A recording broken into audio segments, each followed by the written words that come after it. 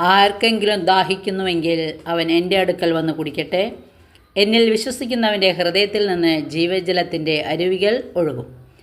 ഇത് യോഹന്നാൻ്റെ സുവിശേഷം 7-ാം അധ്യായം 37-ാം തിരുവചനമാണ്. വചനം വരെ നമുക്ക് ശ്രദ്ധിക്കാം. എല്ലാവരുടെയും ജീവിതയാത്രയിൽ വീണ് തീർന്നു പോകുന്ന അനുഭവം, സന്തോഷ ജീവിതത്തിൽ നിന്ന് വരണ്ടു പോകുന്ന അവസ്ഥ, മുന്നിൽ കഠിനമായ മരുഭൂമി പോലെ പാതി വഴിയിൽ വെളിച്ചം നിൽക്കുന്ന അവസ്ഥ. തളരരുത്. സൃഷ്ടാവിനെ കാണുമ്പോൾ പുതുവീഞ്ഞ് നിങ്ങളുടെ ജീവിതത്തിൽ വീണ്ടും വരും. പരിശുദ്ധ അമ്മ നിങ്ങളുടെ സഹായത്തിനുണ്ട്. നിങ്ങൾ സൃഷ്ടാവിൽ വിശ്വാസമർപ്പിച്ച് മുന്നോട്ട് പോകുമ്പോൾ ക്രിസ്തു നിങ്ങളുടെ ജീവിതത്തിൽ ഇടപെടും. ജീവിതത്തിൽ പുതിയ വീഞ്ഞിൻ്റെ പ്രവാഹം തരുന്ന ദൈവപുത്രനിൽ ആശ്രയിക്കുകയും ചെയ്യാം. വചനത്തിൽ വിശ്വസിക്കുക, വചനമനുസരിച്ച് ജീവിക്കുക. സർവശക്തനായ ദൈവം നമ്മളെ അനുഗ്രഹിക്കട്ടെ. വചനം ഇഷ്ടപ്പെട്ടെങ്കിൽ ലൈക്ക് ചെയ്യണേ. Okay, thank you, by.